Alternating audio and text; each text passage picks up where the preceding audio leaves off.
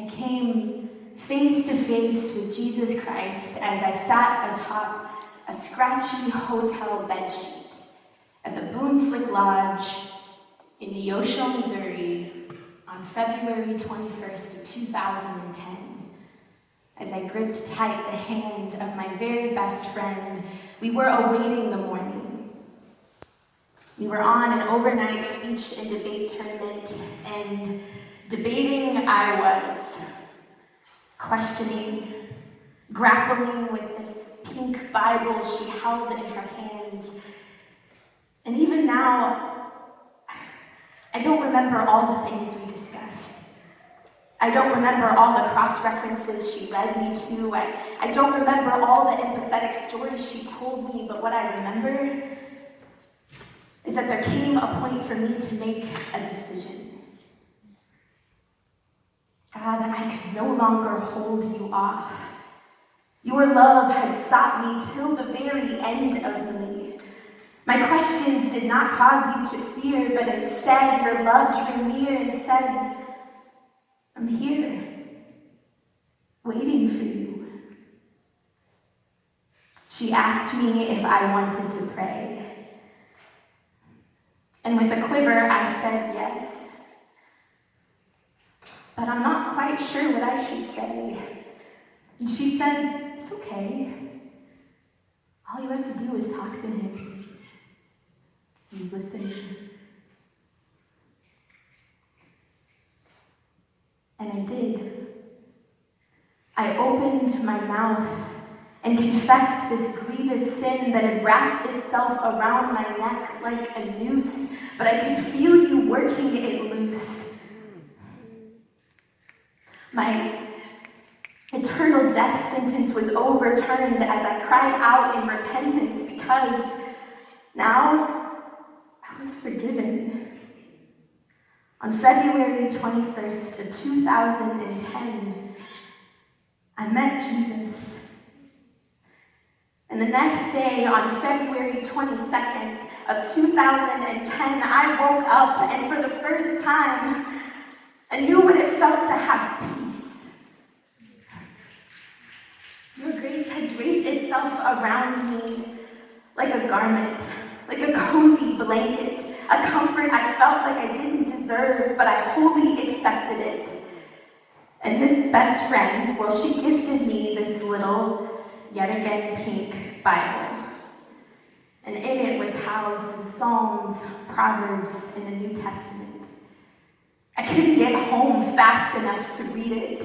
I would curl up in my bed, and instead of my usual late-night teenage languishing, I read the promises of God. And I believed them. I couldn't get enough of these precious words. It became like a treasure hunt. Each time I learned about another aspect of your perfect character, I grew richer. Each time I read about one of your compassionate miracles in the Gospels, I couldn't believe that I got to know you, love you, be loved by you. It fell harder for you as I studied the lines of your face in the pages of your holy scriptures.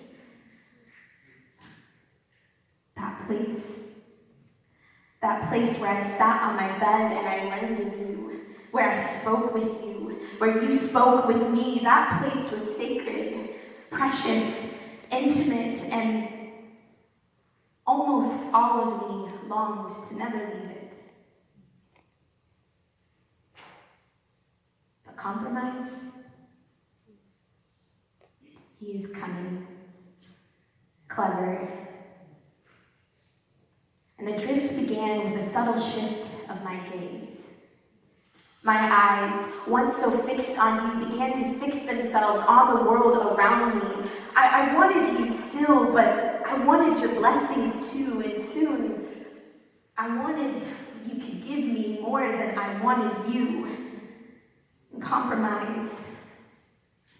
He sang me lies and we rehearsed them together. Maybe it's true. Maybe God really is holding out on you. So there came many offerings, temptations from the world that look promising, and I began to wonder if the grass really was greener on the other side, and I began to look for love in a boy. I began to look for validation in the praise of men. I began to look for hope and go into a college so far away, maybe I could outrun who I was becoming. I began to look for escape in bottles, late nights letting my feet drift to places that they should have never been going. And I was looking for you in all of the places you weren't. It didn't take long before I couldn't remember the last time that I had sat on my bed with my little pink Bible. Just me and you, your words, your love. I was homesick. And like the prodigal son, I had been wasting my time looking for a good time. It felt like all I could see was my shame.